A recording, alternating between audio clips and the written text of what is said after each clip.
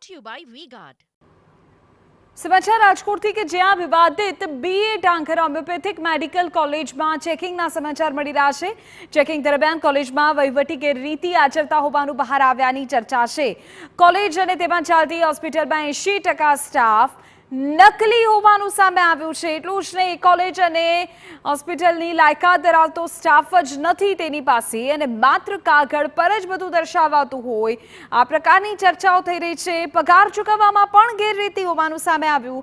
Duplicate માર્કશીટના આધારે પ્રવેશ આપવાના કૌભાંડમાં બદનામ છે ડાંગર મેડિકલ કોલેજ। પૂરી જાણકારી પર સંવાદદાતા મોહિત ભટ્ટ આપી રહ્યા છે। જી મોહિત।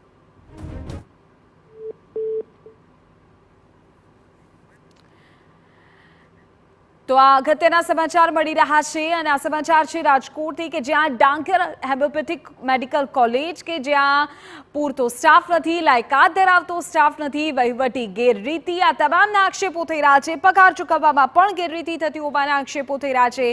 80% સ્ટાફ નકલી હોવાનું સામે આવ્યું છે। કોલેજ અને હોસ્પિટલમાં લાયકાત ધરાવતો સ્ટાફ જ નથી, માત્ર કાગળ પર આંકડા અને લાયકાત દર્શાવાતી હોવાની ચર્ચા અત્યારે સામે આવી રહી છે। હકીકત શું છે, આ ચર્ચાઓની વચ્ચે સત્યતા શું છે તે આવનારો સમય કહેશે।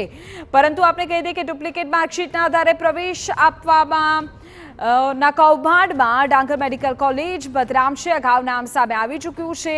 હવે સ્ટાફને લઈને સવાલો સર્જાયા છે અને અન્ય વહીવટી બાબતોમાં કેટલીક ગેરરીતિ સર્જાતી હોવાના પણ આક્ષેપો થઈ રહ્યા છે। જોઈ રહ્યું કે આક્ષેપોમાં કેટલું દમ છે। શું ખરેખર લાયકાત ધરાવતો સ્ટાફ મેડિકલ કોલેજ કે હોસ્પિટલમાં નથી? શું માત્ર કાગળ પર લાયકાત અને સંખ્યાઓ દર્શાવવામાં આવી છે? શું વહીવટી ગેરરીતિ આચરવામાં આવી છે? આ તમામ સવાલો અત્યારે સર્જાઈ રહ્યા છે। જાણકારી તો એવી મળી રહી છે કે 80% સ્ટાફ નકલી છે। કોલેજ અને હોસ્પિટલમાં લાયકાત ધરાવતો સ્ટાફ જ નથી।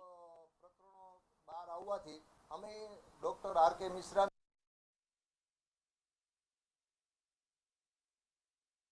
કરેલા છે અને એ ટર્મિનેટ કર્યા એ દરમિયાન એમનું કહેવાનું એવું હતું કે હું તમારી કોલેજને કોઈ પણ સંજોગોમાં બંધ કરાવીશ।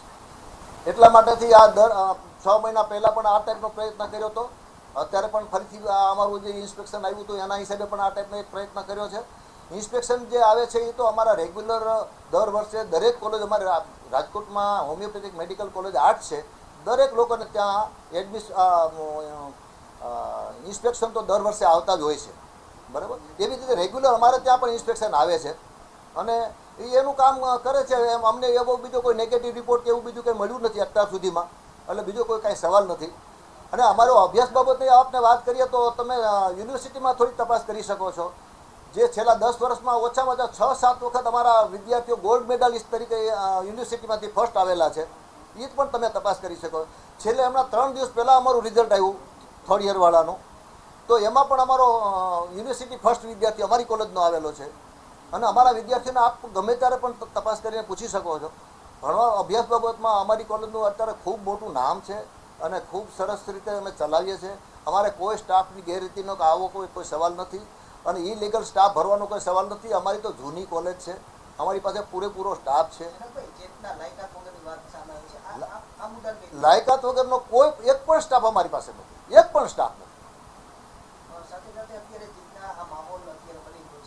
આર.કે. મિશ્રા કે જે તમને બદનામ કરી રહ્યા છે, તો બીજી તરફ અહીંને 5